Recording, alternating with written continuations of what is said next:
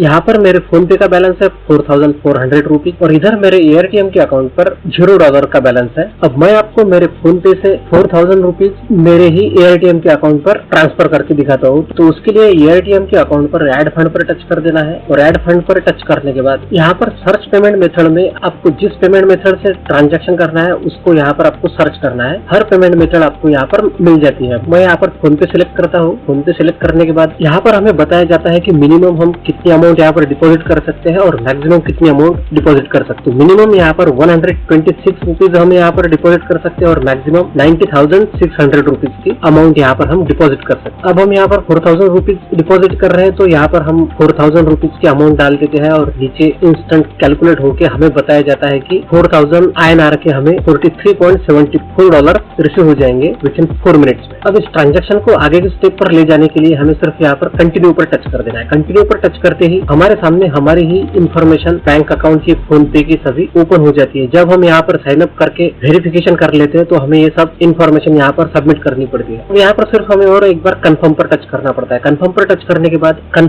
करने के बाद यहाँ पर हमें थोड़ा सा वेट करना पड़ता है जब तक हमारी रिक्वेस्ट कोई कैशियर एक्सेप्ट कर लेता नहीं तब। अब यहाँ पर जो कैशियर रहते हैं उनके एयरटीएम के अकाउंट पर डॉलर का बैलेंस रहता है। तो रिक्वेस्ट एक्सेप्ट करने के बाद हम हमारे एयरटीएम के अकाउंट पर डॉलर ट्रांसफर कर देते हैं और हमें उनके फोन पे के अकाउंट पर INR ट्रांसफर करने पड़ते हैं। यहाँ पर हमारी रिक्वेस्ट एक्सेप्ट हो गई है। अब रिक्वेस्ट एक्सेप्ट होने के बाद यहाँ पर हमारे कैशियर के सब डिटेल इन्फॉर्मेशन हमारे सामने ओपन हो जाती है। बस यहाँ पर हमें उस कैशियर का फोन पे का नंबर कॉपी कर लेना है और हमारे फोन पे में जाकर उस नंबर को सर्च करके सिलेक्ट कर लेना है। अब एयरटीएम ने हमें जो नाम बताया है उस कैशियर का वो नाम और फोन पे का नाम अगर मैच हो रहा है तो हमें ज्यादा सोचने की जरूरत नहीं, डायरेक्ट उनके अकाउंट पर पैसे ट्रांसफर कर देना है। नेम मैच नहीं हुआ तो आप यहाँ पर उनके साथ चैटिंग भी कर सकते हैं और उन्होंने चैटिंग में जो बताया उसे हम यहाँ पर फॉलो करना पड़ता है। अब यहाँ पर उसी नेम को सर्च करके सिलेक्ट करने के बाद यहाँ पर हम अमाउंट डाल देंगे और 4000 रुपीज ट्रांसफर कर देंगे। अब यहाँ पर अमाउंट सक्सेसफुली ट्रांसफर हो गई है। अब यहीं पर हमें व्यू डिटेल्स पर टच करके इस ट्रांजेक्शन का जो ID है उसे यहाँ पर कॉपी के ऑप्शन पर टच करके कॉपी कर लेना है और एयरटेल के अकाउंट पर वापस जाना है। यहाँ पर आने के बाद कंफर्मेशन रेफरल ID में उस ट्रांजेक्शन ID को पेस्ट करके नीचे आया सेंड पर टच कर देना। जैसे हम सेंड पर टच कर देते हैं तो हमारे अकाउंट में यहाँ पर 43.44 USD का बैलेंस हमारे एयरटेल के अकाउंट में रिसीव हो गया है।